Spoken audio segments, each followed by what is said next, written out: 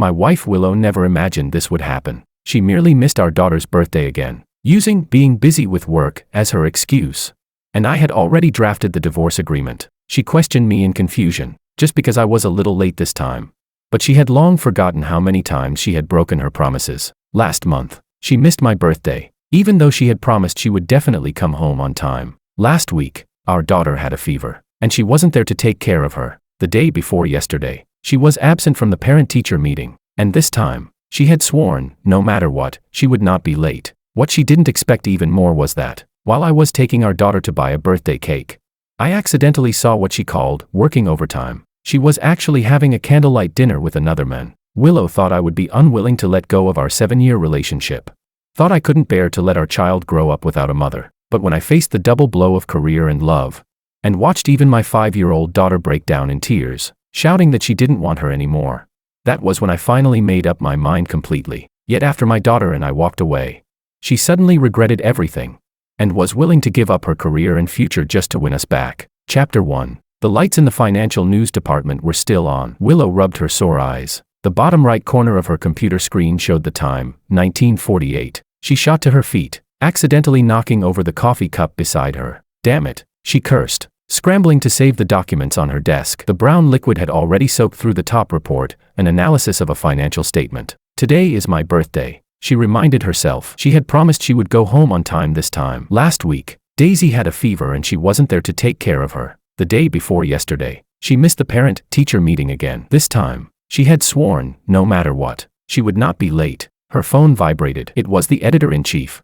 Dorian. Willow, we just got word. The central bank might adjust the reserve requirement ratio tonight. We need an instant analysis. You're the most familiar with this area. Can you? She replied. Editor-in-chief Dorian, today is my husband's birthday. I already. Dorian's voice carried a tone that brooked no refusal. I know this puts you in a tough spot, but the finance channel specifically asked for you. This is a great opportunity. Half an hour at most. All right. Everyone knows your abilities. If this report goes well, next month's chief financial reporter position. Her fingers tapped the desk unconsciously. Chief financial reporter, the position she had fought for over the past 3 years. I understand. I'll start right away. She hung up and quickly dialed home. The phone rang for a long time before I finally picked up. In the background were Daisy's giggles and the sizzling sound of the frying pan. Hello.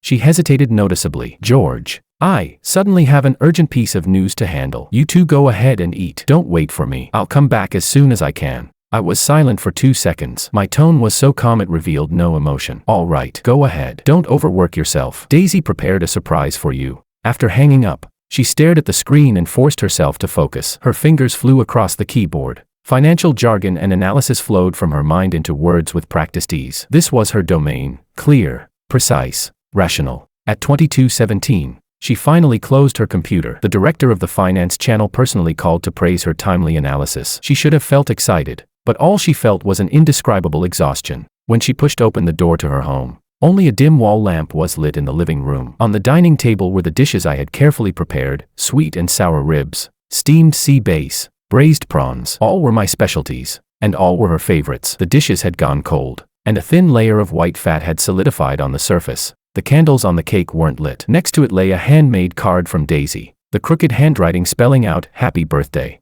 Daddy," with a drawing of 3 stick figures, one small one in the middle with pigtails. She gently pushed open her daughter's room. Daisy was curled up on her small bed, holding the teddy bear I had given her on my birthday last year. Willow leaned in to kiss her daughter's forehead, but caught a faint scent of cream. Daisy must have sneaked a taste of the cake. George was always like that. He would say they should wait for mommy, but he could never resist Daisy's pleading. The master bedroom door was ajar. George was lying on his side with his back to the door, his breathing even, already asleep. Willow tiptoed in, grabbed her pajamas, and went into the bathroom. The warm water washed over her tense nerves. It was just another small delay, she told herself. George will understand. He always does. When she came out, towel drying her hair, she noticed a glass of water placed on the bedside table, just as I always prepared warm water for her every night. She picked up the cup, then suddenly noticed a note tucked beneath it. Willow, the cake is in the fridge, the black forest you like. Daisy waited for you for a long time but couldn't stay awake. I have to take her to kindergarten early tomorrow morning,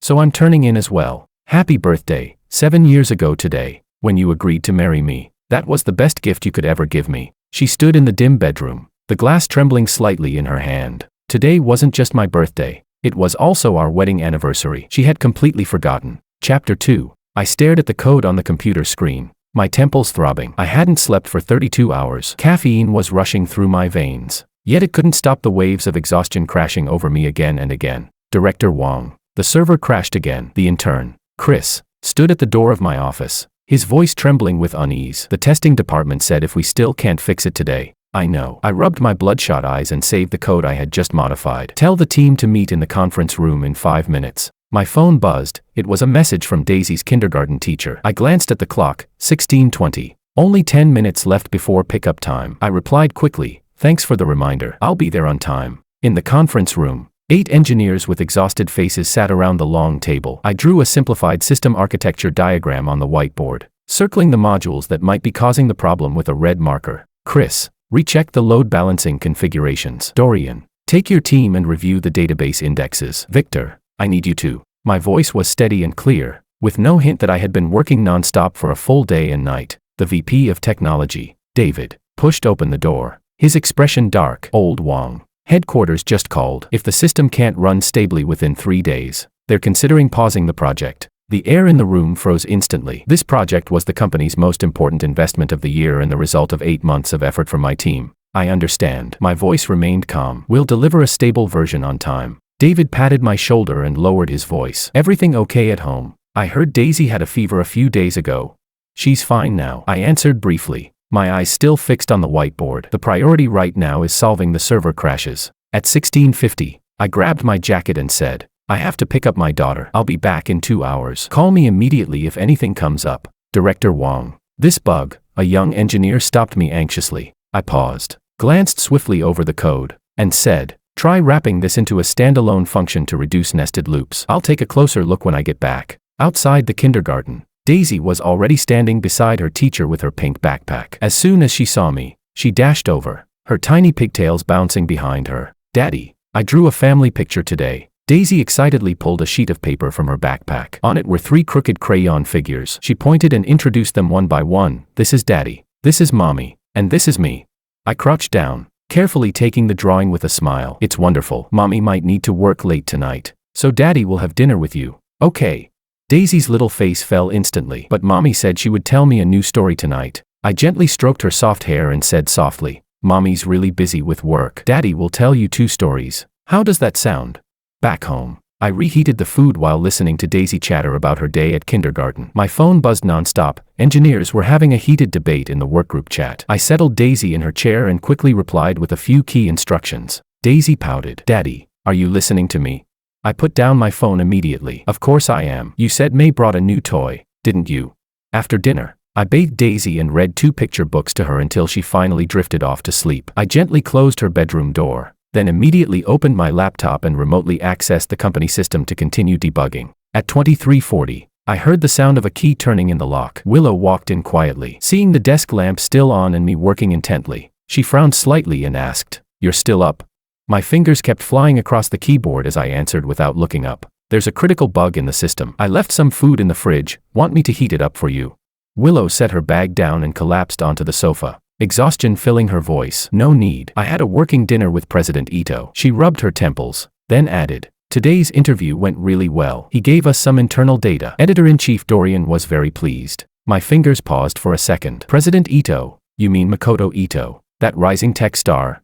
Yes, the founder of Byteon Tech. Willow's voice suddenly brightened. He's a true business genius. He founded a billion-dollar company at 30. He invited me to do an exclusive interview on his entrepreneurial journey. It might even become a series of reports. I closed my laptop and turned to my wife, saying, Daisy asked several times today when you were coming home. She drew a family portrait and left it on your desk. A flicker of guilt crossed Willow's face. I know I've spent too little time with her this week, but this series of reports is a great opportunity. Makoto has huge influence in the industry. My voice was soft, yet carried a firmness that couldn't be ignored. We agreed last week that we would balance work and family. Daisy's teacher talked to me today. She said Daisy often asks at kindergarten, Does Mommy not want me anymore?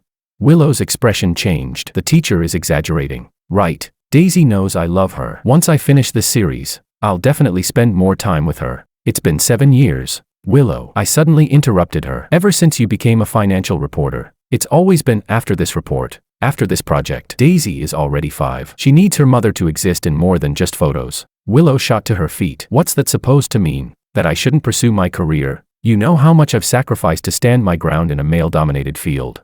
My voice was tired yet steady. I know. I've always supported you. I turned down an offer from Google because it required relocating to the US. I refused 3 promotion opportunities because they meant more business trips. I never complained, because I believed our family was worth those sacrifices. Willow opened her mouth but couldn't say a word. She had never considered the choices I made behind the scenes. I'm not asking you to give up your career, I continued. I just want you to truly be present while Daisy grows up, even if it's only 1 or 2 days a week. Suddenly, Willow's phone rang. She glanced at the screen. It's Editor-in-Chief Dorian. I have to take this. I watched silently as she walked onto the balcony, her voice full of energy as she discussed the plans for Makoto's interview series. I gently closed my laptop, packed Daisy's stationery and clothes for the next day, then quietly walked into the bathroom. Warm water washed over my body. I closed my eyes, letting it carry away the wetness gathering at the corners. In 7 years of marriage, I had never doubted my love for Willow, but at this moment, a deep sense of helplessness flooded me like a rising tide. The next morning, as always, I prepared breakfast and took Daisy to kindergarten. Willow was still asleep after finishing her call. She had worked until dawn. On the dining table, Daisy's family portrait lay casually beside a pile of documents, already creased. I carefully slipped the drawing into my briefcase, then kissed my daughter's rosy cheek. Daddy might be 10 minutes late picking you up today. I have a meeting with your teacher. Be good and listen to her. Okay. Daisy nodded, then suddenly asked, Daddy, does Mommy like working more than playing with me? A sharp pain twisted in my chest. I crouched down, looked her in the eyes, and said, Mommy loves you very, very much. She's just really busy right now, just like Daddy sometimes has to work late too. But that will never change how much she loves you. Daisy nodded as though she half understood, but I felt a sting of helplessness. I knew explanations like this were growing weaker, too weak even to convince a 5-year-old. At the office, I threw myself into work, pushing family worries aside for the moment. During lunch break, a colleague from HR walked into the tech department with an unfamiliar woman. Everyone, this is Anna, our newly hired project consultant. She'll be helping us optimize the product testing process for the next 2 weeks. I looked up. Standing beside the HR manager was a woman of about 30, dressed in a simple navy business suit. Her black hair was tied into a neat ponytail, and her sharp eyes were focused and steady. The HR manager added pointedly, Director Wong, Anna has extensive experience in automated testing. She can help us tackle the current stress testing issues. Anna smiled and extended her hand. I've heard a lot about you, Director Wong. I look forward to working with you. I shook her hand politely. Welcome aboard. I'll send you the project materials this afternoon. I didn't notice that as I walked away. Anna's thoughtful gaze lingered on my tired silhouette for a brief moment. Chapter 3. I stared at the error message on the computer screen and pressed my fingers against my temples. 3 consecutive days of intense work had blurred my vision, but the system's stability had finally shown a significant improvement. My phone buzzed. Daisy's kindergarten teacher's name appeared. Mr. Wong. Daisy says she feels dizzy and her temperature is a bit high. Could you come pick her up early? I immediately shut my laptop. I'll be there in 20 minutes. Thank you for letting me know. I quickly packed my things and knocked on the door of the next office. David, I need to pick up Daisy. She seems to have a fever. David nodded. Go. We'll handle the rest tomorrow. He hesitated for a moment, then asked, what about Willow?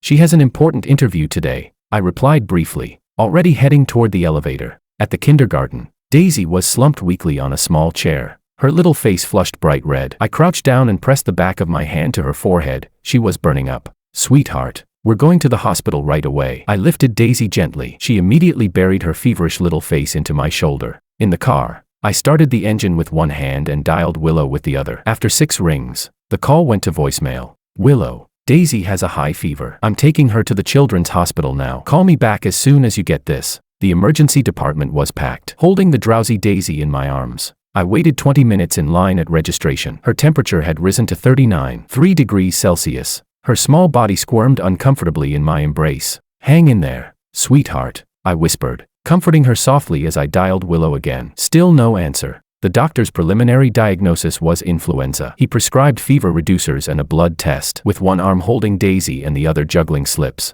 receipts, and forms, I rushed through the hospital corridors. During the blood draw, Daisy cried so hard it tore at my heart. I held her tightly, unable to say anything through the pain. When the test results came out, the doctor spoke with a grave expression. The white blood cell count is abnormal. It may be a bacterial infection. She needs to be admitted for observation. A wave of dizziness washed over me. I forced myself to remain calm. Is it serious?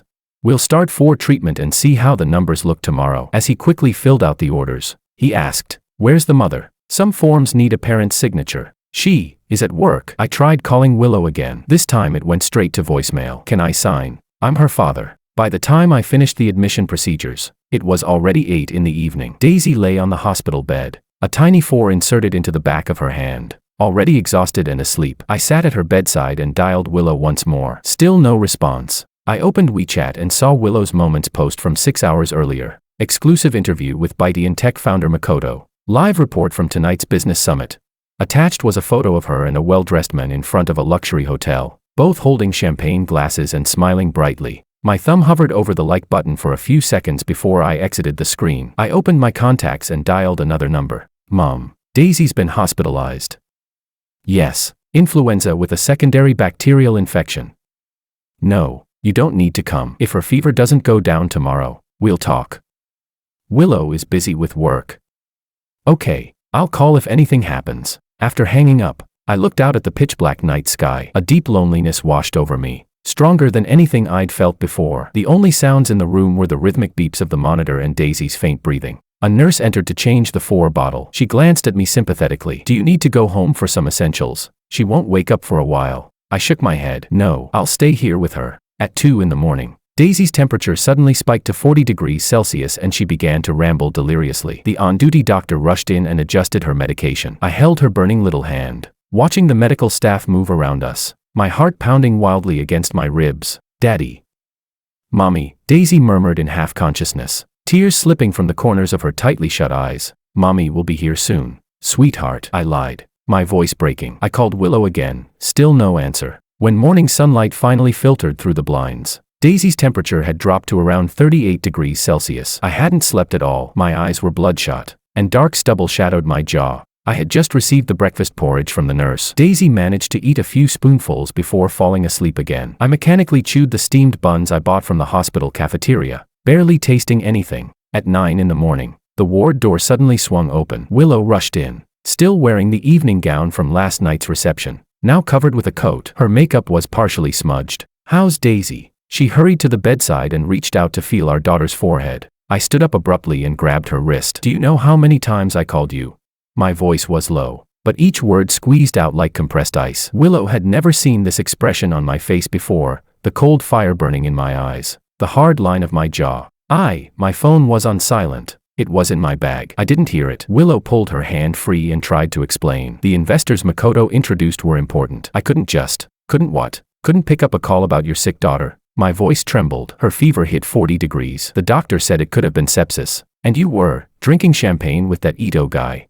Lower your voice. Willow glanced at the still sleeping Daisy and pulled me into the hallway. How was I supposed to know it was this serious? You take Daisy to the hospital all the time. That's your explanation. I stared at her in disbelief. 7 years. Willow. When Daisy had pneumonia and hadn't passed the danger period, you were rushing a manuscript. When she took her first steps, you were on a business trip. And now she's lying in a hospital bed, and you're out socializing like nothing is wrong. People passing through the hallway, nurses, patients' families, began to glance at us. Willow's face flushed red. I don't need to be judged here, she snapped. I have a job, ambitions, a career. What's wrong with that?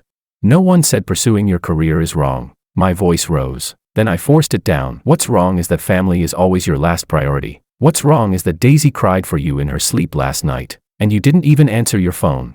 Guilt flickered in Willow's eyes, but it was quickly swallowed by defensive anger. Do you think I want things to be like this? Do you know how hard it is for a woman to gain respect in the male-dominated financial media industry? Makoto's opportunity could let me compete directly for chief reporter. So that's your choice. My voice suddenly grew calm, a calm far more terrifying than anger. Makoto and your career matter more than Daisy. That's not what I meant. Willow's eyes filled with tears. I just go to work. Then, Daisy has me. I turned back toward the ward. It's been that way for the past 5 years anyway. Willow stood frozen in place, watching my back disappear behind the door. She wanted to follow, to explain, but the vibration from her bag interrupted her thoughts. It was Editor-in-Chief Dorian, no doubt calling about last night's report. She looked at the ward door, then at her phone, and finally answered the call. When Willow returned to the room after the call ended, I was sitting beside the bed, softly humming a lullaby. Daisy had woken up. She leaned weakly against my chest, clutching a tissue in her tiny hand. Mommy. Daisy's eyes lit up when she saw Willow, then she started coughing. Willow rushed forward. Baby, Mommy's here. She reached out to hold her, but Daisy clung tightly to my shirt. Daisy, let mommy hold you. Okay, I coaxed gently, trying to loosen her grip.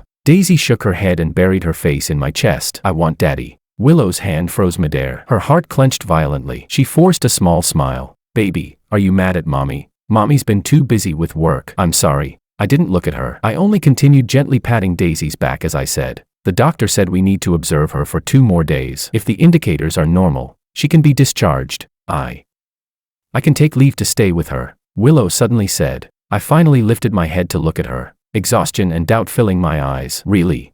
Willow pulled out her phone. Of course. I'll message the editor-in-chief right now. During the next 2 days, Willow really did stay at the hospital. Although she still had to take work calls and reply to emails from time to time, she spent most of her hours by Daisy's side. I went home to grab fresh clothes and handle some urgent tasks, but otherwise stayed in the hospital as well. On the second night, Daisy's temperature finally returned to normal. She lay between us, holding my hand with one tiny fist and Willow's with the other. For the first time in days, a smile appeared on her little face. Can you tell me a story? Daisy asked Willow with bright, expectant eyes. Willow glanced at her phone, where she had just received a message from Makoto. She hesitated, then set her phone aside. Okay, mommy will tell you the story of Snow White. Watching her tell a story to our daughter, I felt the anger inside me ease a little. Maybe this was a turning point. Maybe Willow had finally realized the importance of family. After Daisy was discharged and came home, Willow indeed adjusted her work schedule. She declined several evening social events and personally picked Daisy up a few times. Laughter returned to the house,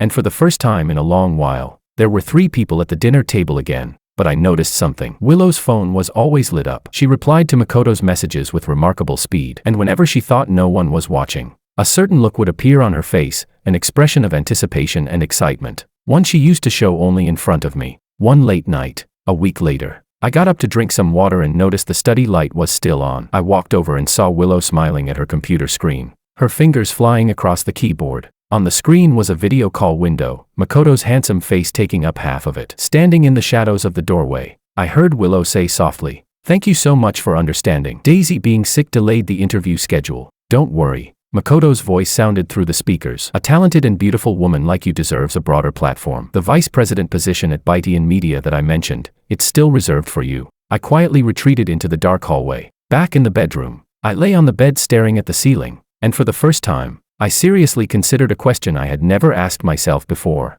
Had this marriage already reached its end?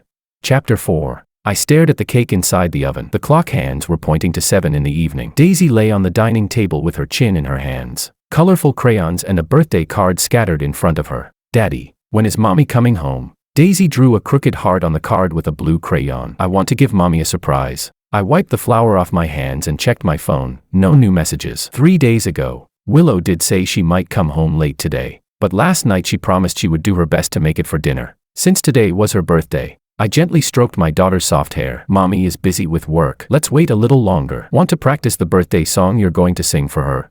Daisy hopped down from the chair and nodded eagerly. I opened the recording app on my phone, and she stood up straight, singing the entire birthday song in her sweet little voice, adding, "Mommy, I love you," at the end. I pressed the save button, a wave of bitterness rising in my chest. This was already the 3rd time this week that a surprise Daisy prepared for Willow fell through. The clay vase she made during Monday's art class, Willow only glanced at it before rushing out. On Wednesday, Daisy learned to write the word "mommy," and waited excitedly until she fell asleep. But Willow never came home in time to see it. The timer beeped. I took the freshly baked cake out of the oven. I had taken half a day off and followed an online recipe to make Willow's favorite Black Forest cake. It wasn't perfect, but the cream was whipped, and the cherry filling was ready. At exactly 8 o'clock, my phone finally vibrated. It was a message from Willow. "George, a last-minute international video meeting came up. President Ito arranged a call with investors in Silicon Valley. I probably won't make it back. You two eat first. Don't wait for me." I stared at the screen,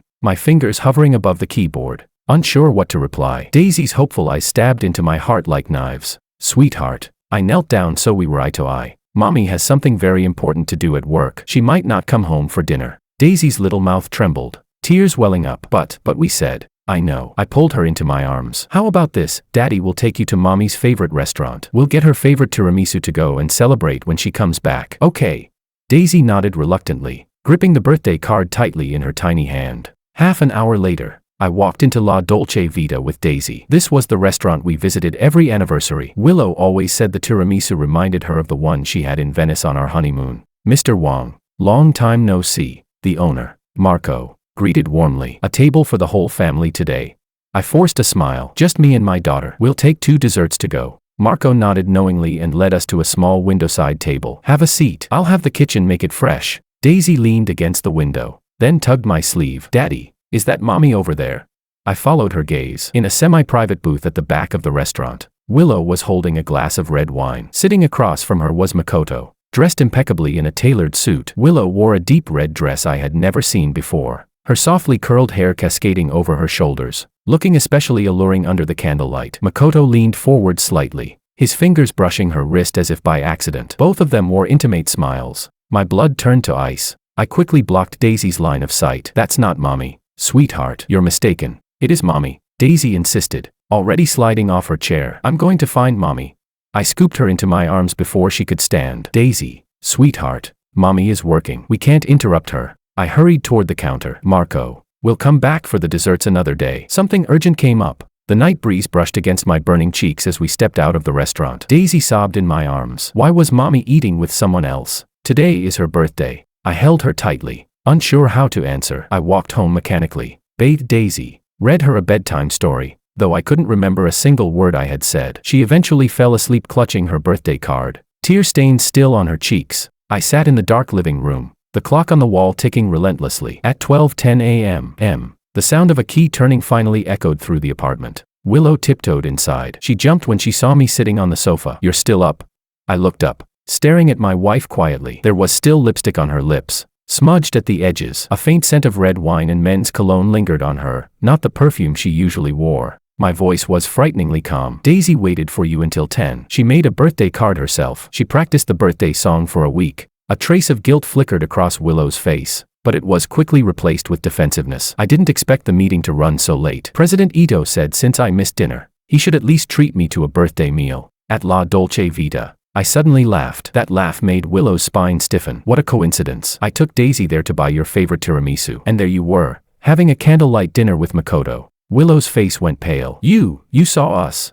Daisy recognized you. I stood up, stepping toward her, and I had to lie to our 5-year-old daughter, tell her she saw wrong, because I had no idea how to explain why her mother would rather spend her birthday with another man than come home to the surprise she prepared. That's not what happened. Willow's voice rose. It was just a work dinner. Makoto introduced me to some important investors. This is crucial for my career. Enough. I cut her off sharply, my voice low but full of force. 7 years. Willow. It's always work, career advancement, important opportunities. I understand your ambition. I support your career. But today was your birthday. Daisy has been preparing for it since last week. And you. My throat tightened. The image of Makoto touching Willow's wrist under the candlelight flashed before my eyes. Willow's phone suddenly rang. She glanced at the screen and instinctively turned away from me. That tiny movement sliced through me like a blade. Go ahead, I said, walking toward the bedroom. Don't keep your important investors waiting. I'll sleep with Daisy tonight. Happy birthday, Willow. Willow stood frozen, the phone vibrating in her palm. She watched my back disappear down the hallway, realizing that something had changed forever tonight. The next morning, I prepared breakfast as usual and took Daisy to kindergarten. Willow was home for once, but we hardly spoke. When I returned from dropping Daisy off, Willow was already gone. On the dining table, she had left a note. I'll come home early tonight. We need to talk. I tossed the note into the trash. At the office, I processed work emails mechanically. The system optimization project was in its final sprint, but I found it difficult to focus. The scenes from last night haunted me, the smile on Willow's face under the candlelight, Makoto's intimate touch, Daisy's shattered little heart. A woman's voice interrupted my thoughts. Director Wang. I looked up and saw Anasu standing at the door of my office, holding a stack of documents. Today she wore a simple white blouse and a black pencil skirt, her hair neatly tied back. She carried an air of clean, sharp professionalism. The testing report is out. There are a few results I'd like to go over with you, Anna said, her voice clear and professional. I nodded, gesturing for her to sit. Anna quickly pointed out several system bottlenecks and offered some optimization suggestions. I was surprised to find that her technical insights were exceptionally sharp. I couldn't help asking, have you worked on similar projects before? Anna smiled faintly. I worked as an automation test engineer in Silicon Valley for 3 years. After coming back, I realized domestic companies still don't pay enough attention to the testing phase. We talked for nearly an hour without noticing, discussing everything from system architecture to algorithm optimization. I realized how long it had been since I'd had such an engaging technical conversation. Ever since Willow's career took off, I had minimized overtime and business trips, gradually stepping away from technical circles. As the conversation neared its end, Anna suddenly asked, "Director Wong, may I ask, have you been dealing with something troubling lately?" I froze. "Why do you ask?" "Professional instinct." Anna pointed to her own eyes. "Test engineers need to learn how to spot anomalies. You were perfectly fine during the technical discussion, but your gaze kept drifting, and your fingers tapped the desk at a frequency of around 120 times per minute. That's typical anxiety." I was speechless. I didn't know whether to be impressed by her observation or embarrassed by how obvious my unease had become. Anna stood up. "Sorry. That was crossing a professional boundary. I just thought saying it aloud might make you feel better. I'll bring the revised testing plan tomorrow." As she turned to leave, I suddenly said, "Do you believe someone can truly separate work and life?"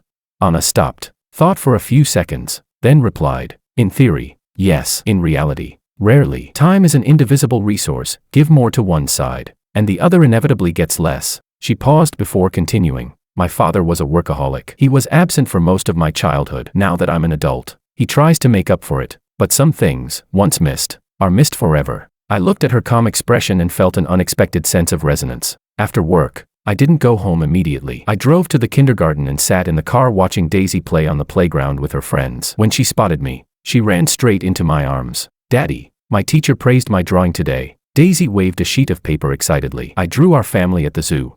I looked at the 3 stick figures holding hands and felt my throat tighten. I crouched down and carefully folded the drawing into my inner pocket. "It's wonderful. Let's show it to Mommy when we get home." "Okay." Daisy tilted her little face up. "Will Mommy come home today?" I remembered the note Willow left. She said she would. Back home, I made Daisy's favorite tomato pasta. 7 o'clock, 8 o'clock, 9 o'clock. Willow didn't show up. No calls, no messages. Daisy fell asleep on the sofa waiting for her, still clutching the drawing in her small hand. I carried her to bed and gently removed the drawing from her fingers. Sitting alone in the dark living room, I watched the phone screen light up and fade repeatedly. No new messages. When the clock reached 11:30, the lock finally turned. Willow walked in exhausted. Her expression froze when she saw me still awake. "You're not asleep."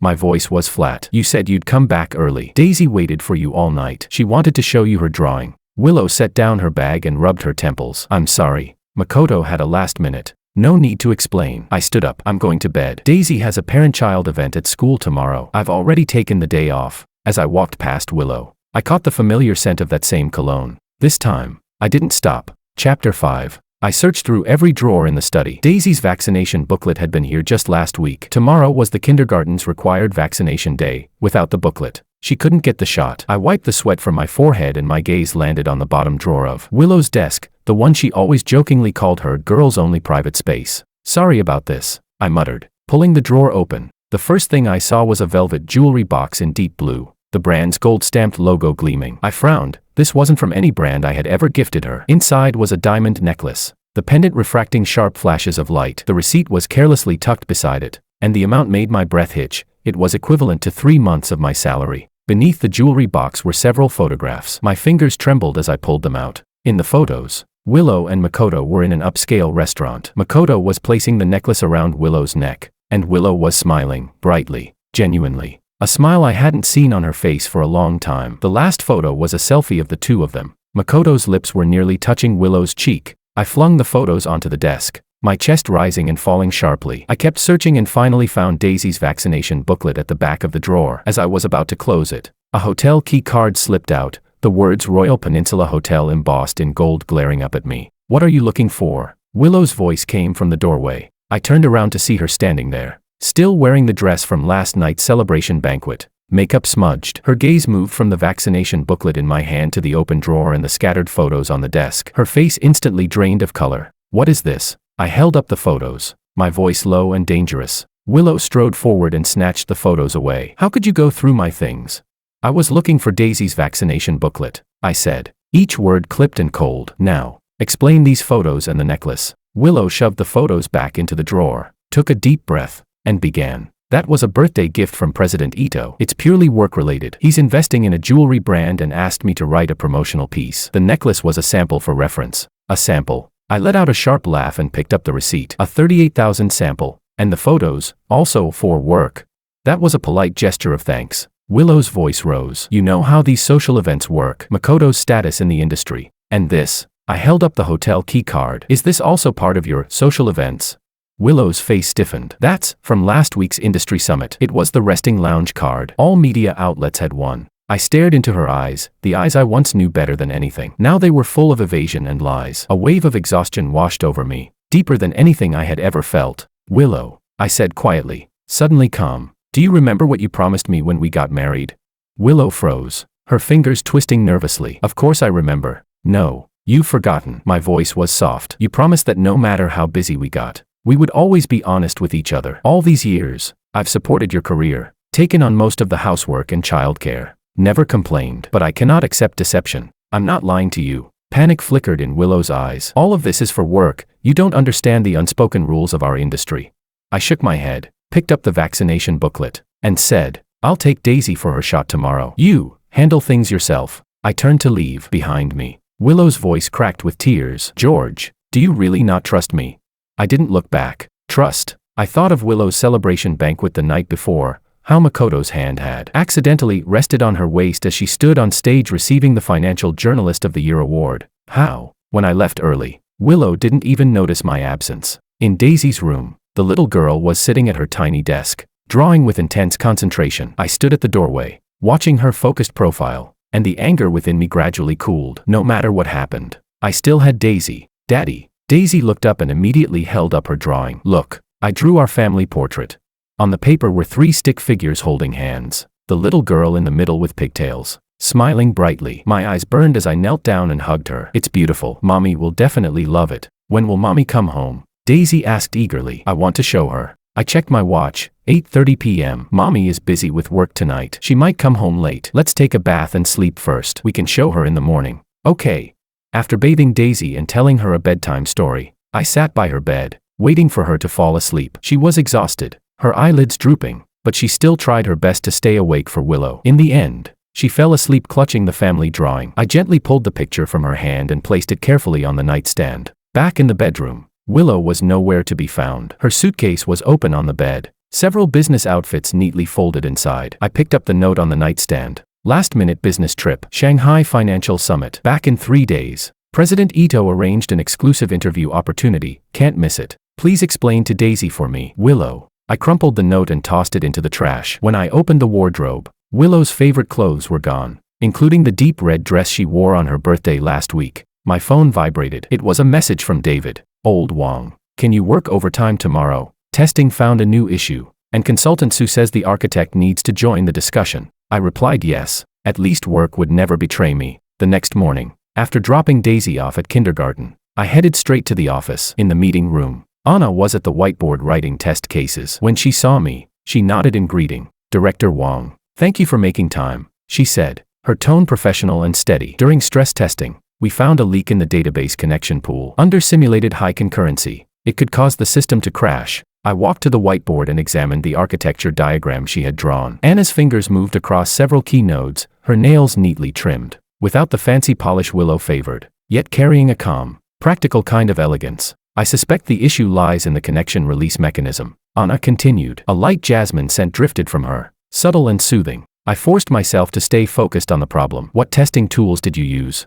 Anna opened the test report on her laptop. JMeter with a custom plugin. Here are the detailed metrics. We analyzed the issue together, losing track of time until David pushed the door open with 3 boxed lunches. You 2 experts need to rest, he said. Eat first, you need energy to debug. Only then did I feel the hollow ache in my stomach. Anna thanked him and snapped apart the disposable chopsticks with practiced ease. Her movements were crisp and efficient, free of pretension, free of show. Director Wong. Wasn't Daisy scheduled for her vaccine today? Anna asked suddenly. I remember you mentioning it yesterday. I paused a moment before answering. She already got it. I took 2 hours off this morning. Anna smiled lightly. She must have been brave. Right. My niece cried the whole clinic down last time. I thought of Daisy holding back tears at the clinic, and couldn't help but smile. She only cried for a moment. The nurse said she was the bravest kid of the day. David looked between us in surprise. George, I never expected you to talk about family with consultant Sue. Aren't you usually the one who hates mixing personal matters with work?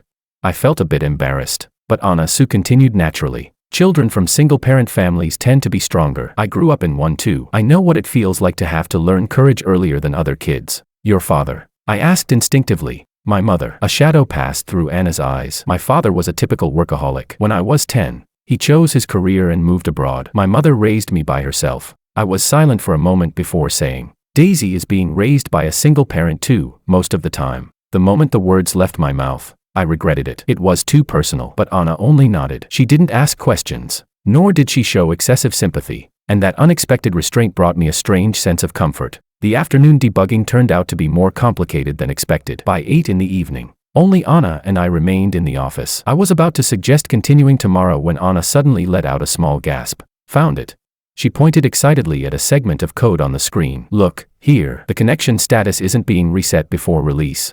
I leaned in toward the screen, my shoulder almost brushing against Anna's. The jasmine scent from her once again drifted toward me, not the strong perfume Willow favored, but a soft, soothing fragrance that somehow put me at ease. I typed quickly, modifying the code. You're right. Let's run a test. The test passed perfectly. I let out a long breath and leaned back in my chair. Finally fixed it. Thank you, Consultant Sue. Just call me Anna. She closed her laptop and added, actually, I know you've been having some family issues. My body stiffened. Did Daisy tell you?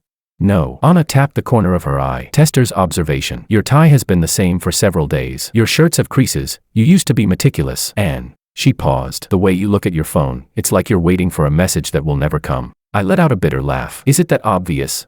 Anna spoke softly, only to someone who pays attention. My father had the same expression before he left. We left the office building in silence. The night breeze was cool. Anna suddenly said, sometimes letting go isn't a failure. It's giving yourself, and the other person, a chance to start over. I turned to look at her. In the moonlight, Anna's profile was soft yet resolute. I wanted to say something, but my phone buzzed. It was a message from Daisy's kindergarten teacher, reminding me what to prepare for tomorrow's parent-child sports day. Anna asked, do you need a ride? You look tired. I shook my head. No, thank you. See you tomorrow. When I returned home, the empty apartment felt unbearably quiet. I gently pushed open Daisy's door. She was sleeping soundly, hugging the teddy bear I gave her for my birthday last year. On the nightstand, the family drawing was gone. I searched the room and eventually found the wrinkled picture stuffed inside her little backpack. She must have carried it with her, waiting for Willow to come home so she could show it. The 3 little figures on the drawing were now cut apart by creases, as if mirroring the reality of a family slowly breaking apart.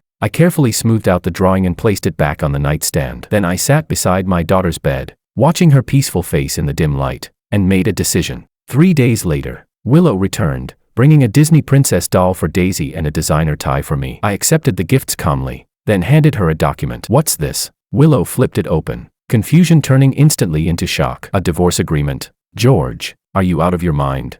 I'm perfectly clear, I said, my voice unnervingly calm. Daisy will stay with me. You can visit anytime you want, but the custody belongs to me. All because of one necklace and a few photos. Willow's voice began to tremble. You're blowing this completely out of proportion.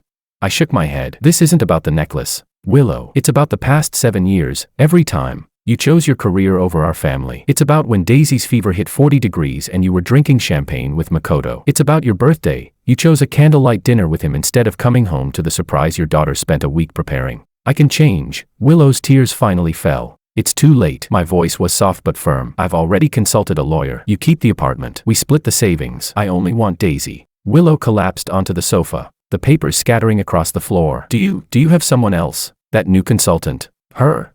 I let out a cold laugh. Not everyone is like you, Willow. Consultant Sue and I are strictly colleagues. I turned toward Daisy's room, leaving my final words behind me. Sign it and let me know. Until then, Daisy and I will be moving out. Chapter 6. I stood at the door of the kindergarten principal's office, my fingers unconsciously rubbing the edge of my phone. Through the glass window, I saw Daisy sitting in the corner, her small hand tightly gripping the hem of her clothes, her eyes red as if she had just cried. Mr. Wong, please come in. The principal opened the door, her face wearing a professional look of concern. I walked in and crouched down, wanting to reach out and hold Daisy, but the little girl dodged, hiding her face behind a plush toy. My heart tightened sharply. During free activity time today, Daisy said some concerning things. The principal chose her words carefully. She said, Mommy doesn't want me anymore. And she tore up her drawing. Our counseling teacher tried to talk to her, but she refused to speak. I looked at my daughter. Daisy had always loved drawing. Every time she finished a picture, she would proudly show it to everyone. Now, several torn pieces of paper were scattered by her feet,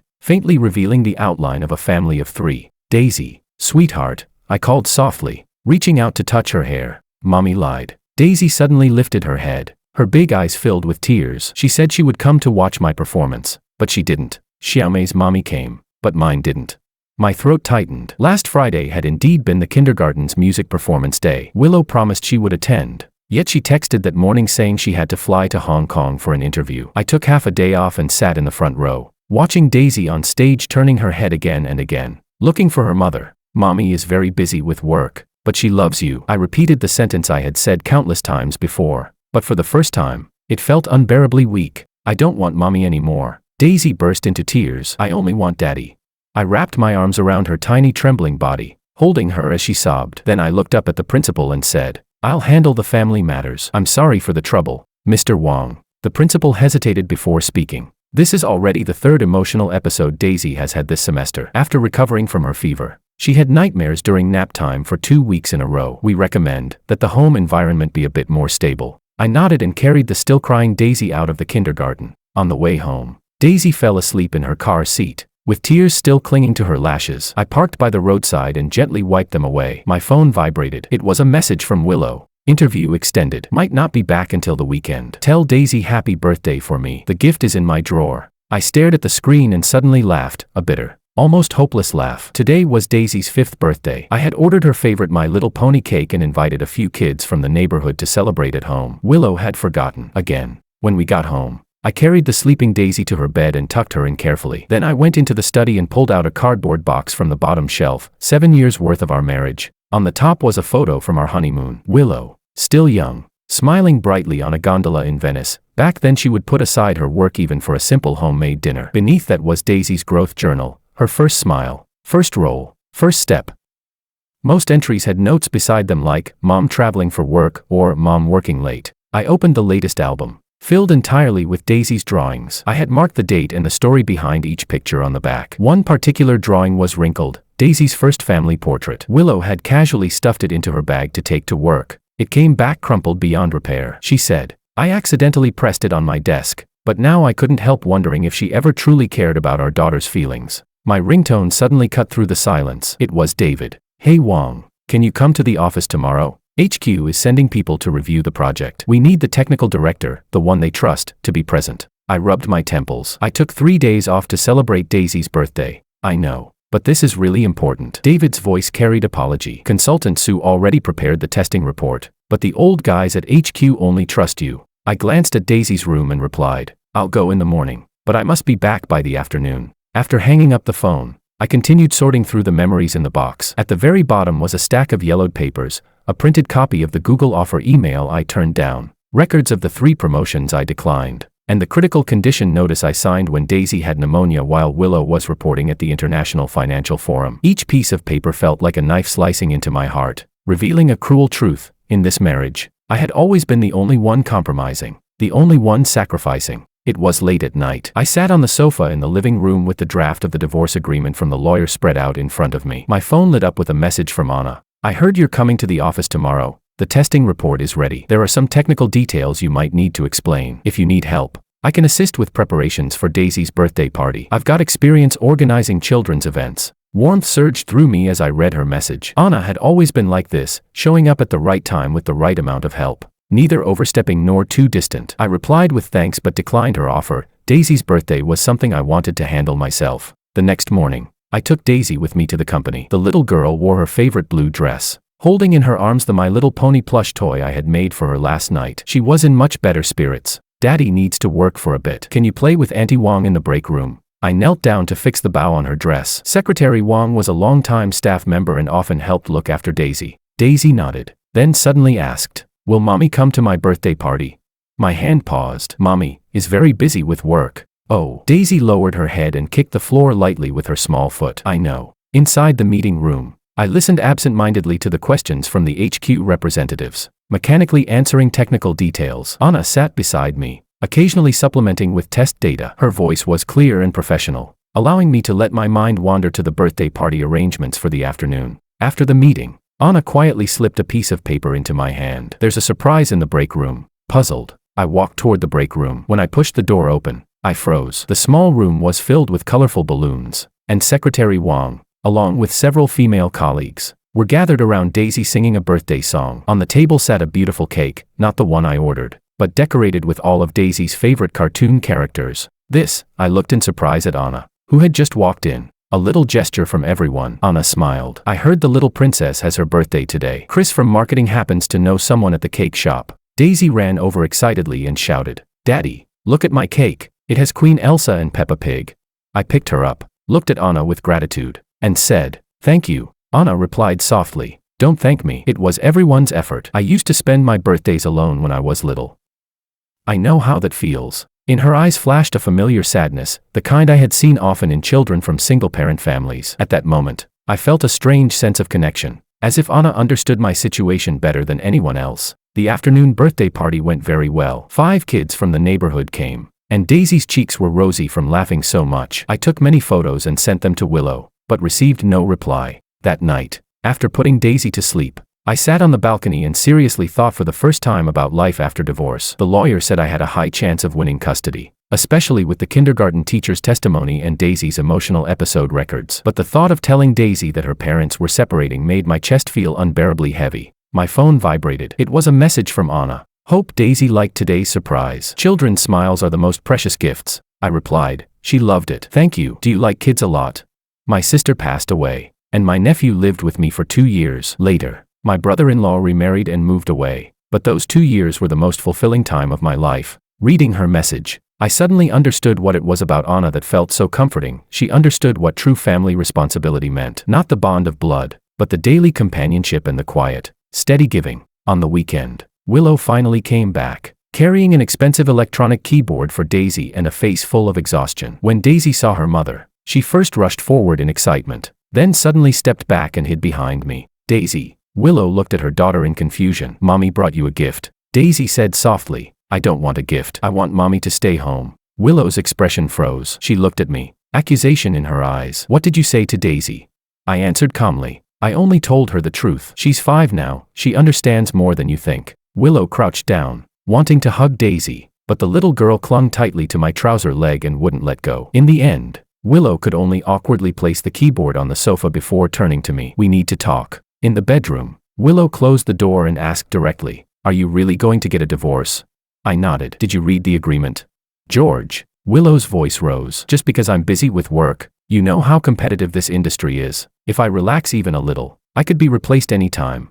"It's not because you're busy," I said, still calm. "It's because you chose Makoto, not me and Daisy." Willow's face instantly turned pale. You're talking nonsense." Royal Peninsula Hotel, Room 3206. I looked straight into her eyes. "Last Wednesday night, you told me you were doing an interview, remember?" Willow's lips trembled. "You followed me?"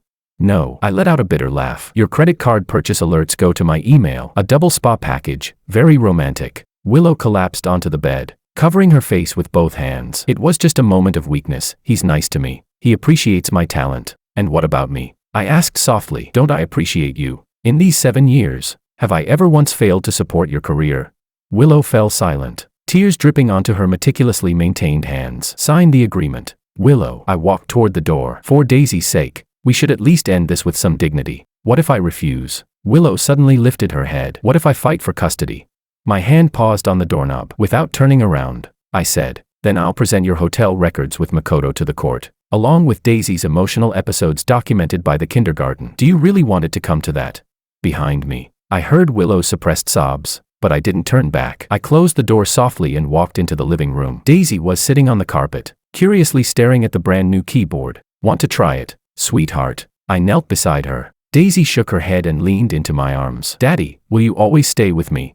I held her tightly and answered, "I promise." The next day, I took Daisy to the downtown children's amusement park. Since the project entered its critical stage, it had been a long time since I brought her out to play. Daisy excitedly dragged me through every attraction, and on the carousel, she laughed like a little son. "Director Wong, what a coincidence." A familiar voice came from behind. I turned around and saw Anna holding hands with a 5 or 6-year-old boy. Both of them wore Mickey Mouse ear headbands, looking ridiculous yet warm. "Consultant Sue, this is my nephew, Andy," Anna introduced with a smile. "After my sister passed away, I've been taking him out every week." Andy shyly hid behind Anna, while Daisy curiously peeked out and said, "Your Mickey ears can light up. So can yours." Andy pointed at the matching headband on Daisy's head. The 2 children quickly warmed up to each other, and Anna and I exchanged a smile. naturally walking side by side behind them. I didn't expect you to enjoy places like this, Anna said as she watched the two little ones chattering nonstop in front of us. I smiled. Daisy likes it. After a pause, I added, thank you for what you arranged yesterday. Our colleagues were very kind. Actually, Anna hesitated for a moment. It was my idea. Secretary Wang mentioned Daisy's birthday, and I thought of my own childhood, so I took the liberty to plan it. I looked at her in surprise. Sunlight filtered through the leaves, casting mottled shadows across her face, making her look soft and warm. I suddenly realized that this was the first time in months I felt a sense of peace inside. The kindergarten's having a parent-child sports day next week, I said without thinking. If you and Andy are interested. Anna's eyes lit up. We'd love to. Andy has been wishing for a playmate. On the subway ride home, Daisy leaned sleepily against my chest. Suddenly she mumbled, Daddy, is that pretty auntie your new girlfriend? I almost choked on my own saliva. No, she's just a colleague. Oh, Daisy sounded a little disappointed. I like her. She gave me yummy candy. I gently rubbed her hair but didn't respond. Yet somewhere deep inside me, a small thought began to take root. Maybe, just maybe, after all of this is over, life might still have new possibilities. Chapter 7. Willow ended her Hong Kong trip earlier than planned. 3 days of non-stop rain had forced the scheduled interviews to be cancelled, so she changed to the earliest flight home. On the plane, she kept replaying the expression I had when I brought up divorce, that calm, resolute look that was far more frightening than any anger. The sound of the key turning echoed sharply through the empty apartment. Willow dragged her suitcase inside, surprised to find that I wasn't home. The clock on the wall showed 3 in the afternoon. At this hour, I would normally have already picked Daisy up. Daisy, George, she called out twice. Only the hum of the refrigerator responded. Setting down her suitcase, Willow headed toward the bedroom to change clothes. As she passed the study, she noticed the door was slightly ajar, with the faint sound of paper rustling inside.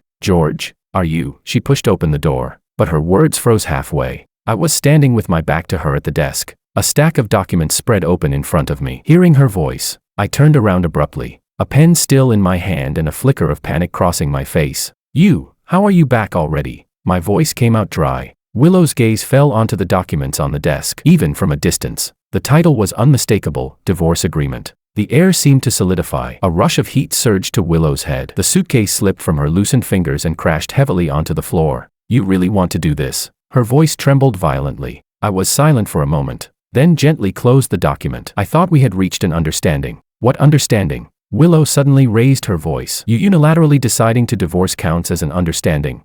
She strode forward and grabbed the papers. Among the dense clauses, one line stabbed her eyes like a blade. Child custody granted to the father. Daisy is my daughter. Willow nearly screamed. What makes you think I would give up custody? My expression hardened. How about the fact that you missed 3 out of the last 4 of her birthdays? Or that you've skipped the parent-teacher meeting 2 years in a row? Or that when she had a 40-degree fever, you were drinking champagne with Makoto? I told you that was a misunderstanding. Willow slammed the papers onto the desk. And what right do you have to judge me? If I didn't work myself to death, where would this apartment come from? How do you think Daisy goes to a private kindergarten? I suddenly laughed. A laugh so cold that it made Willow's spine tighten. You think I care about that? 7 years ago, when I turned down the Google offer, the salary was double what I earn now. I rejected 3 promotions so I could have time to watch Daisy grow up. I opened a drawer and took out a notebook. Do you know what this is?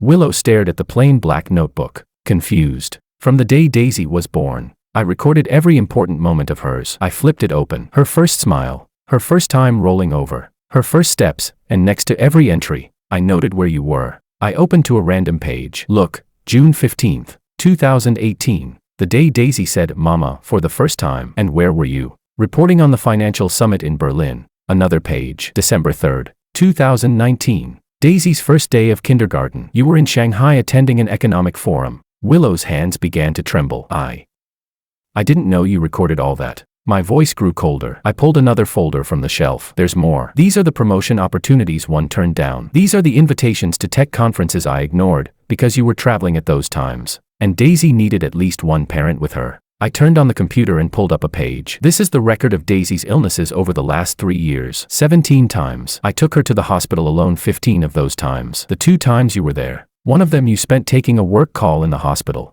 Willow felt dizzy, gripping the edge of the desk just to stay upright. These numbers, these records, were like a merciless mirror, reflecting the reality she had never dared to face. You've been collecting all of this, just for today. Her voice choked. I shook my head. No, I recorded these because I thought that one day, when you finally asked me about Daisy's childhood, I'd be able to tell you how she grew up. I let out a bitter laugh. But you never asked. Willow's tears finally burst free. This isn't fair. You never told me you gave up so much. I did. Willow. My voice suddenly sounded exhausted. Every time. You said, just hold on a little longer. Wait until this project is over. I'll make it up to you next time. 7 years have passed. I don't believe in the next time anymore. Willow collapsed into the chair. Her vision blurred with tears. Then she noticed a photo on the desk. A picture of me, Daisy, and Anna at the children's amusement park. Daisy stood in the middle, holding my hand with one side and Anna's with the other, smiling brighter than the sun. Is it her? Willow pointed at the photo, her voice turning sharp. You're divorcing me because of that woman.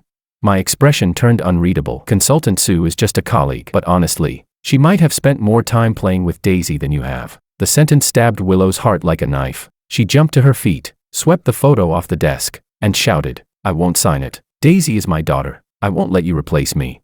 Replace you? My voice suddenly rose as well. Willow, when have you ever truly been a mother? Daisy's first family drawing was wrinkled because you stuffed it into your bag. The Mother's Day card she made for you ended up forgotten in your office drawer. And when she had a 40-degree fever, you were out with another man. I wasn't on a date. It was work. Willow screamed back, but even she could hear the guilt in her own voice. I shook my head, bent down, and picked up the photo, gently placing it back in the drawer. I've already found a temporary place. I'll move out with Daisy tomorrow. The lawyer will contact you to discuss the details. You can't do this. Willow grabbed my arm, her nails digging painfully into my skin. Give me one more chance. I can change.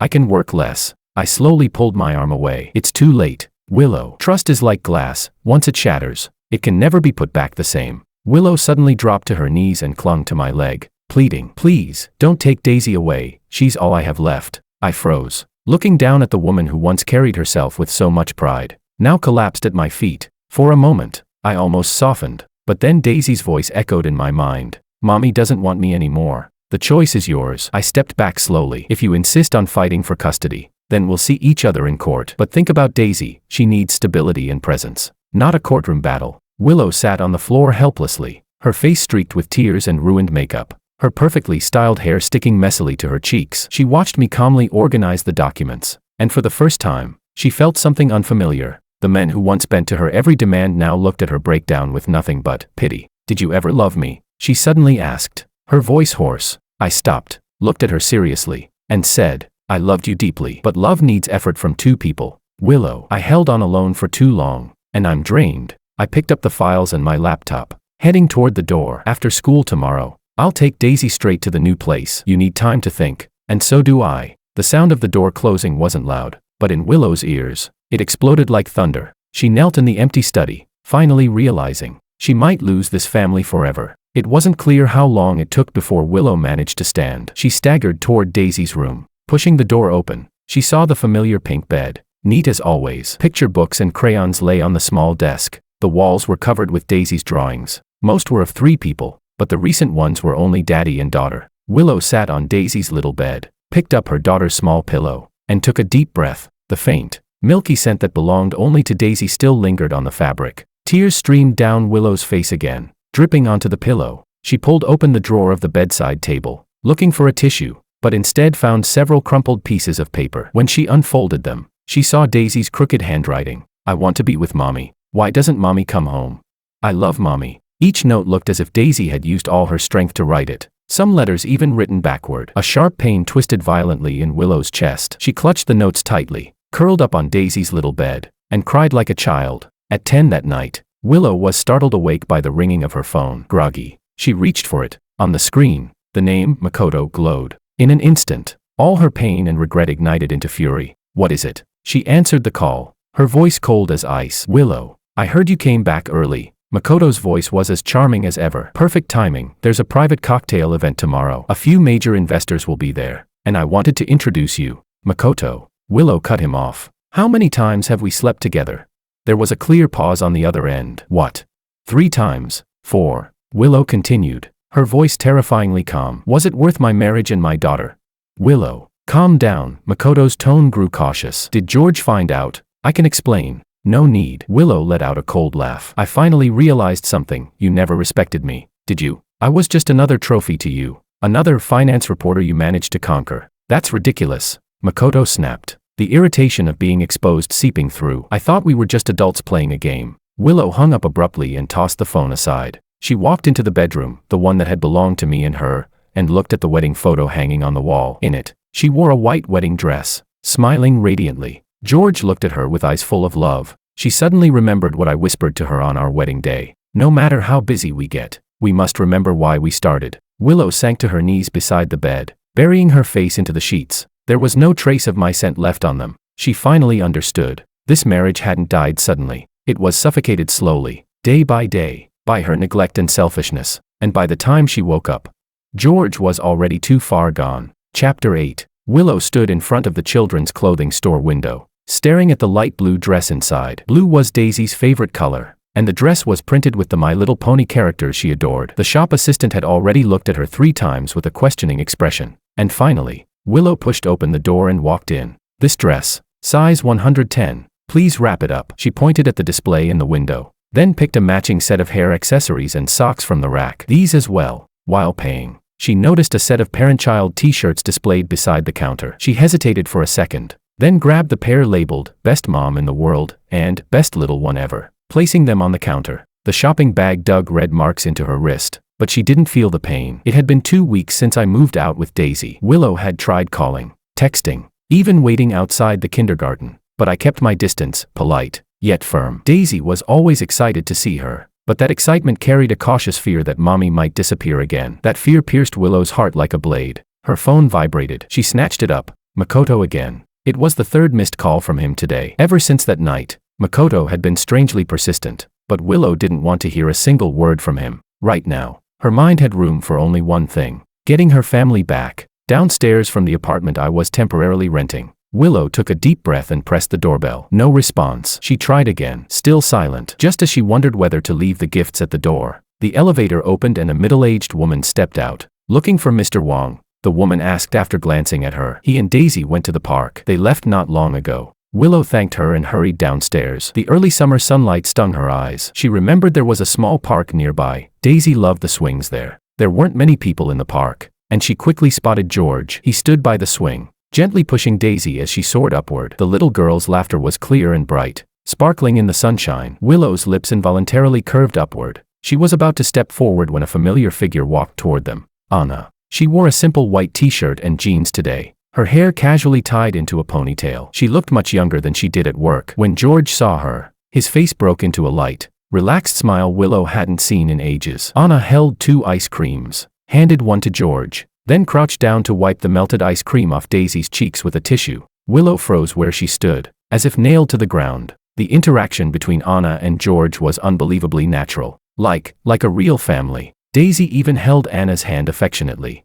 dragging her toward the swing. George stood by watching them, his eyes filled with a softness and peace Willow had almost forgotten existed. The shopping bag slipped from Willow's hand and hit the ground with a dull thud. She staggered back a few steps, turned around, and hurried away. Her heart pounded violently, a loud buzzing filling her ears. It wasn't until she left the park that she realized she was already crying. Back in the empty apartment, she spread out the clothes she bought for Daisy on the bed. The blue dress, the hair accessories, the socks, the parent-child t-shirts. Suddenly, she grabbed the Best Mom in the World t-shirt and hurled it at the wall with all her strength. Liar. She screamed at the empty room. You're not a good mother at all. Her phone vibrated again. Without checking the caller ID, she answered sharply. I told you to stop calling me. Willow. It was Editor-in-Chief Dorian's voice. What on earth is going on? She quickly wiped her tears. I'm sorry. Editor-in-Chief Dorian. I thought it was. What can I help you with? The follow-up report on Makoto's exclusive interview. Did you finish it? The deadline is tomorrow. Dorian's voice carried clear irritation. And he just called, saying your attitude toward him was completely unacceptable. What exactly happened?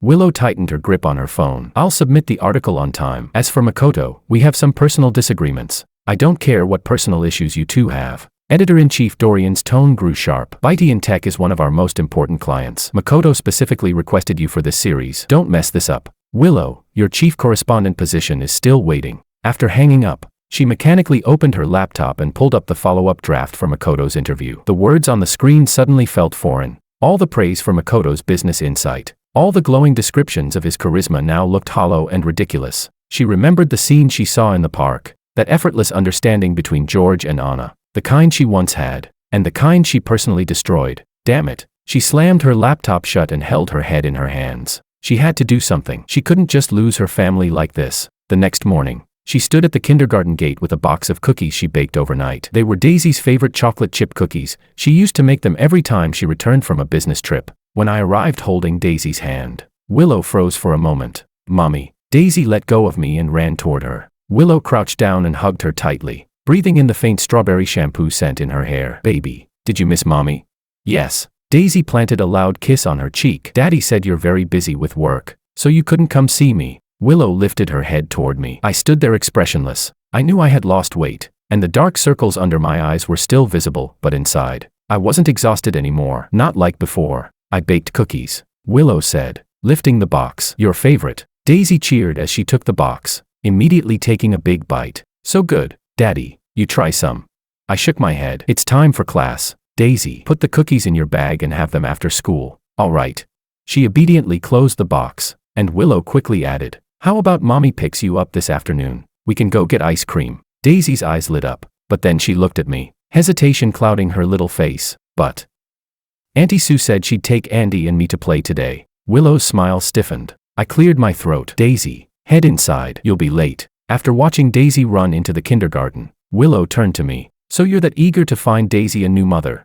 My eyes turned cold instantly. "Don't say that in front of her. Anna just happened to be at the same park with her nephew." "A coincidence." Willow let out a bitter laugh. "Just like she, coincidentally, showed up at your office. Coincidentally, helped organize Daisy's birthday party."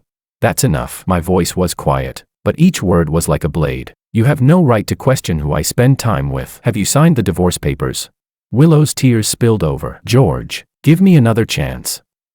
I know I messed up. I can change." "Too late, Willow." I shook my head. "Some things break and can never be pieced back together." I turned to leave, but she grabbed my arm. "At least let me pick Daisy up today, please." I hesitated for a moment, then finally nodded. "Have her home before 5. She has school tomorrow." Willow stood at the kindergarten gate watching me walk away. I didn't look back. I truly didn't love her anymore. In the office, Willow forced herself to focus on Makoto's article. The deadline was fast approaching, but her thoughts kept drifting toward Daisy. On the computer screen, Makoto's handsome face appeared in the interview video, speaking confidently, a look that now only made her sick. "Reporter Lou, how's the draft coming along?"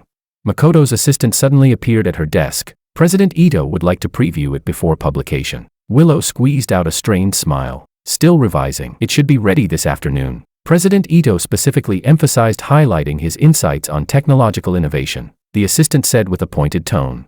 "Not his personal life." Willow immediately understood. Makoto was worried she would expose their affair. A surge of anger shot up her spine, but she forced herself to nod calmly. Of course, a professional report should focus on his work. After the assistant left, Willow stared at the screen and made a decision. She deleted every flattering description of Makoto's charm, leaving only the driest business analysis. To hell with him. She would at least keep the last bit of her professional integrity. At 4 in the afternoon, Willow left the office early to pick up Daisy. The kindergarten teacher looked surprised to see her. "Daisy has already been picked up." "What?" Willow's heart dropped. "Who picked her up?"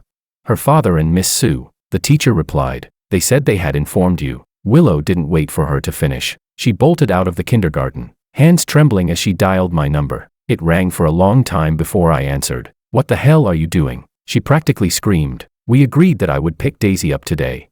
I was silent for a few seconds. "Willow, calm down. Did the teacher not tell you?" Daisy suddenly developed a fever. "The kindergarten called both of us." "You didn't answer." "I was in a meeting. So Anna went to pick her up." "We're at the hospital now." Willow's blood turned to ice. "Which hospital?"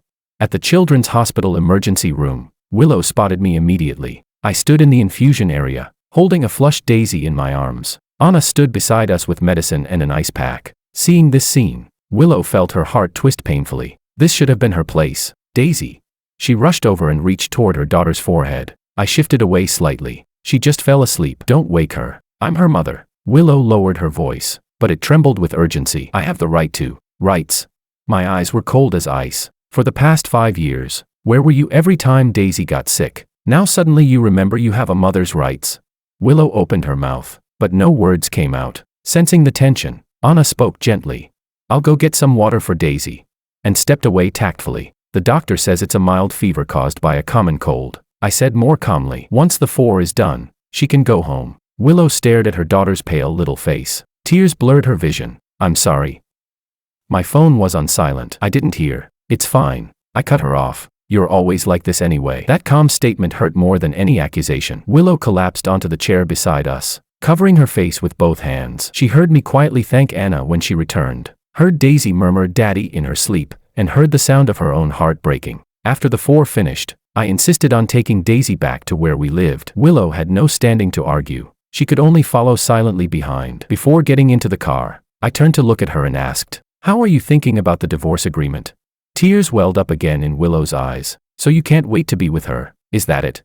I sighed. "This has nothing to do with Anna. I just want to give Daisy a stable environment." I paused, then added, "The lawyer said if you refuse to sign, we can file for a unilateral divorce after 2 years of separation." Willow felt as if she had been struck by lightning. She hadn't realized I had thought this far ahead, that I had even discussed unilateral divorce with my lawyer. Suddenly, she understood. This marriage was truly beyond saving. Back home, Willow mechanically opened her laptop to finish that damned article. A new email notification popped up. Sender, David. Subject, some things about George. Confused. Willow clicked it open. Reporter Lou. I'm David, George's colleague. This might be presumptuous, but I think you have the right to know this. George never told you, but last year Microsoft China offered him a high-paying technical director position, 3 times his current salary. He turned it down because the job required frequent travel, and he didn't want Daisy to grow up like he did, barely seeing her parents. He rejected at least 5 similar opportunities. Every time he said it was for family reasons, but we all knew he did it to support your career. Now seeing him risk losing Daisy, I feel it's unfair. If you have any conscience left, please don't make things harder for him during the divorce. David. Willow stared at the email, feeling the world swirl around her. She knew George had sacrificed a lot for the family, but she never imagined it was this much. And what had she given him in return? Betrayal. Neglect. On the computer screen, Makoto's interview video continued to play. For the first time, Willow saw this man clearly. Arrogant, hypocritical, selfish, and because of someone so unworthy. She had lost the husband who loved her most, and the daughter who adored her. Tears dripped onto the keyboard. Willow deleted the entire draft and began writing again. This time, she wrote a truly objective report, exposing Byte Tech's product flaws, and the questionable tactics behind Makoto's business practices. It might destroy her career, but at least she could regain a shred of self-respect. After sending the article, Willow texted Editor-in-Chief Dorian, I rewrote the Makoto report. It may not meet the client's expectations, but I believe it's the more truthful version. I'm prepared to face any consequences. Then she called her lawyer about the divorce agreement. I'm ready to sign, but I want to negotiate visitation rights, at least twice a week to see Daisy. After hanging up, Willow curled up on the sofa, holding Daisy's favorite little blanket. Her daughter's scent still lingered on it, the only comfort she had left. Outside, the sunset cast blood-red light across the room. Willow remembered the day she and George married 7 years ago. It was at dusk too, and she remembered what George whispered in her ear. No matter rich or poor, in health or in sickness, I will love you, cherish you, until death parts us. Death had not parted them. Her selfishness and indifference had. Chapter 9. The fountain pen hovered above the divorce agreement. Willow's fingers trembling slightly. Ink gathered at the tip, finally dripping onto the paper and blooming into a small blue dot, like a tear. She took a deep breath and signed her name. The moment the pen cut into the paper, Willow felt as if something inside her snapped. The lawyer politely handed her a tissue, and only then did she realize her face was already wet with tears. The visitation rights have been written according to your request, the lawyer said softly. Every Wednesday afternoon and all day Saturday. Mr. Wong has no objections. Willow nodded, unable to speak. A corner of a colorful sheet peeked out from under the folder on the lawyer's desk. She instinctively pulled it out. It was a drawing by Daisy. There were 2 houses on the page, one big and one small. Inside the big one were 3 little figures. Inside the small one was only one. Beside the 3 figures were the words Dad, Daisy, Aunt Sue, and beside the single figure, Mom. This is. Willow's throat tightened. The lawyer showed an awkward expression. Mr. Wong said Daisy has really been into drawing lately. He asked me to pass this to you. Willow carefully folded the drawing and placed it in her bag, terrified of bending even a corner. When she stepped out of the law firm, the early summer sunlight stabbed at her eyes. Her phone vibrated. It was a message from Editor-in-Chief Dorian. Makoto saw your report. Byte Tech will terminate all collaboration with us. The board demands a public apology from you, or you'll be fired. Standing in the middle of the sidewalk, Willow suddenly laughed. In a single day, she had lost both her family and her job. What a perfect irony. Back home, no. She could no longer call it home. Just an empty apartment now. Willow took a bottle of George's wine from the cabinet. He had taken most of his personal items but had left behind these bottles. She lifted it to her lips and drank straight from it. The sour, harsh liquid burned her throat. On the desk sat her Financial Journalist of the Year trophy. Next to a thick stack of business cards, Makoto, Dorian, President Wang, the network she once believed mattered. Willow grabbed them and tore them apart one by one. When she reached Makoto's card, she tore especially hard, as if by doing so she could erase that shameful memory. The wine bottle was soon half empty. Willow staggered toward Daisy's room, the children's room she insisted on keeping exactly the same. The tiny pink bed was neatly covered with Daisy's favorite star-patterned blanket. The desk still held the puzzle they last completed together. Willow collapsed onto the bed, burying her face in the little pillow, breathing in the faint scent that still lingered, her daughter's scent. "I'm sorry. I'm sorry," she whispered into the empty room, not knowing to whom she was apologizing. Her phone rang again. This time an unfamiliar number. Willow forced herself to answer. "Hello. Is this MS Willow?" a woman asked. "I'm Susan, the editor-in-chief of Independent Finance. We read your report on Bytean Tech and really admire your professional courage. Would you be interested in discussing the possibility of working with us?"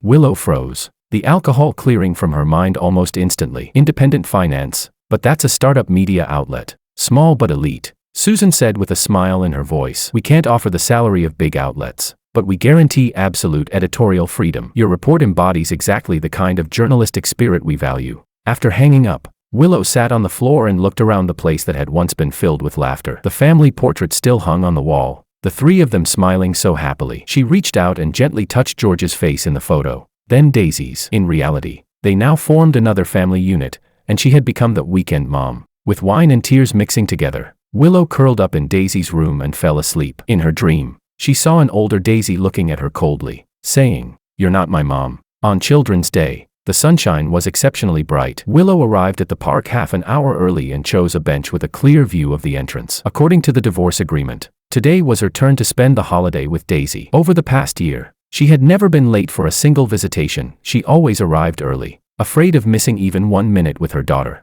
Her phone buzzed. It was a message from me. Something urgent came up. "Anna will bring Daisy over. Noon sharp. Same place." Willow's fingers hovered over the screen, unsure how to respond. It had been a year, and George had never missed a handover before. Yet today, he was letting Anna come instead. She took a deep breath and replied simply, "Okay." At exactly noon, Willow spotted the familiar little figure. Daisy had grown taller, wearing a brand new yellow dress, hopping along cheerfully. Behind her was Anna, dressed in a simple blue sundress, holding a cartoon water bottle and a sun hat. Willow stood up and forced a smile. The moment Daisy saw her, she sprinted over. "Mom." That single word, "Mom," almost stopped Willow's heart. She crouched down and hugged her daughter tightly, greedily breathing in the scent of sunshine and children's shampoo lingering on Daisy. "Did you miss Mommy?" she asked softly, her voice trembling. Daisy nodded vigorously. "Yes, Daddy bought me a new puzzle. We finished it together. It's so pretty. And Auntie Sue baked me little cookies." Willow's smile stiffened. She looked up at Anna approaching. Anna nodded politely and said, "Happy Children's Day, Willow. George had an urgent meeting, so I came to bring Daisy." Willow stood up, discreetly studying the woman who had replaced her. Anna looked even more composed and confident than the last time they met. Her eyes and brows carried a glow Willow recognized all too well, the glow of someone cherished by love. "Thank you," Willow said stiffly, taking Daisy's small backpack. "I'll bring her back on time at 5. Anna hesitated before speaking. "Actually, George said if you want, you can take Daisy to dinner tonight. Just bring her back before 8. The sudden gift of leniency caught Willow completely off guard. For the past year, George had followed the visitation schedule rigidly, never allowing any changes. "Why today? Daddy and Auntie Sue are going to see a new house." Daisy suddenly blurted out. "We're moving into a bigger home." A wave of dizziness hit Willow, and she had to steady herself on the bench. Anna's face flushed instantly. "Daisy, we agreed it was supposed to be a surprise."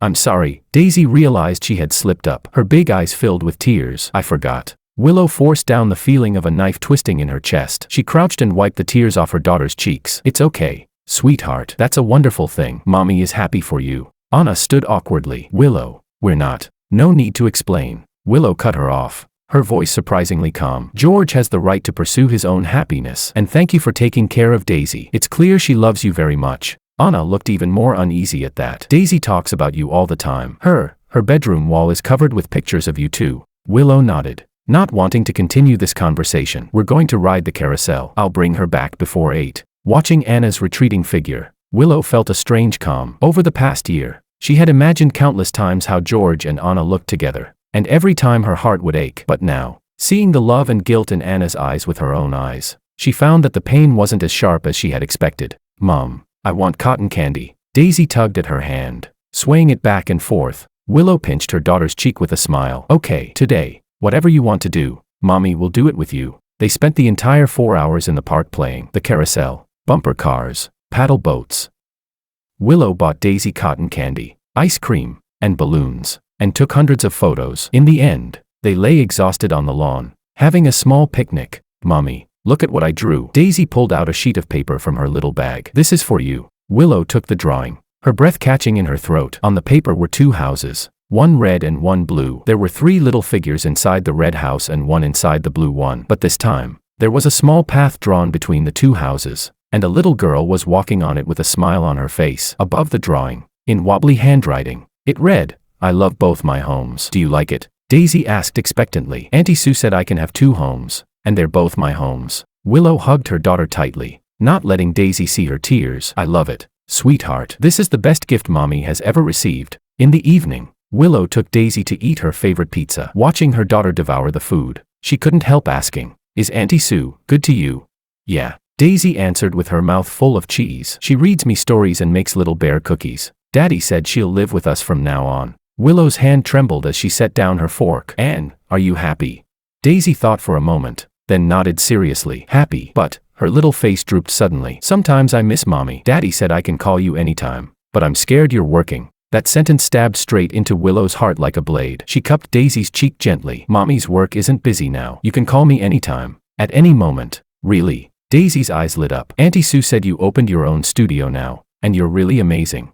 Willow was surprised Daisy knew that. Over the past year, her life had indeed changed a lot. After being fired by her old company, she accepted the offer from Independent Finance, and later, together with several like-minded journalists, founded her own financial studio focusing on in-depth investigative reporting. The income wasn't as high as before, but she had finally rediscovered the original passion that made her want to be a journalist. More importantly, she had learned to balance work and life. Every Wednesday and Saturday, no matter how busy she was, she put everything aside to be with Daisy. At other times, if her daughter called, she would rush over immediately. Mommy, is it time? Daisy looked at her children's watch. Daddy said I need to go home at 8. Willow nodded and asked the waiter for the bill. She wished she could stay with her daughter a little longer, even just 1 more minute, but she couldn't break promises to Daisy anymore. Downstairs at my new apartment building, Willow held Daisy's hand tightly, her heartbeat quickening. She wasn't ready to face George and Anna together, but to her surprise, only George was standing at the entrance waiting.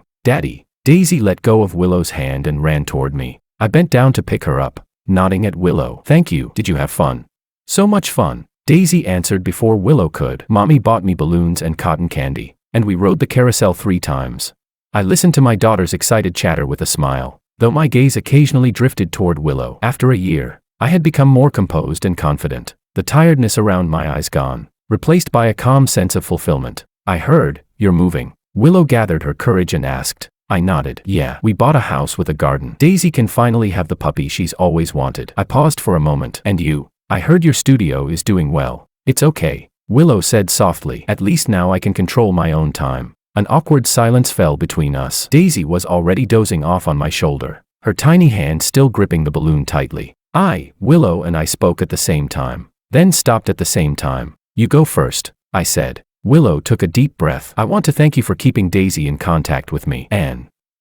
I hope you and Anna are happy. She seems like a good person. My expression softened. Thank you. Anna really understands the importance of family. I paused. I should thank you too, Willow. We had good times, and you gave me Daisy, which means more than anything. Those words nearly made Willow burst into tears. I was able now to look back on our marriage with calmness, even gratitude for the good within it. While she still dreamt of going back during lonely nights, I should take Daisy upstairs, I said after glancing at my watch. She has school tomorrow. Willow nodded and stepped forward to kiss her daughter's cheek. Good night, sweetheart. Mommy loves you. Mommy, good night too, Daisy murmured sleepily. I love you 3,000 times. It was their good night ritual, inspired by Daisy's favorite picture book. Willow held back tears as she watched me carry our daughter into the elevator. And just as the doors were about to close, I suddenly said, oh, Daisy's birthday is next month. If you'd like, you can come over and have cake with us. Anna said she can make the black forest you like. The elevator doors closed before Willow could respond. She stood in the empty lobby as tears finally broke free. What was this?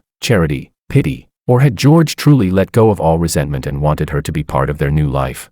When she walked out of the building, rain had begun to fall. Willow didn't open her umbrella. She let the rain mix with her tears as they slid down her cheeks. She remembered the day she signed the divorce papers. It had rained just like this. A year had passed. She thought she had accepted reality, but seeing George talk so calmly about his new home and new life brought back a pain as sharp as ever. Her phone buzzed. It was a message from a colleague at the studio. Willow, the evidence of Bitey and Tech's financial fraud has been verified. Can we publish the piece tomorrow?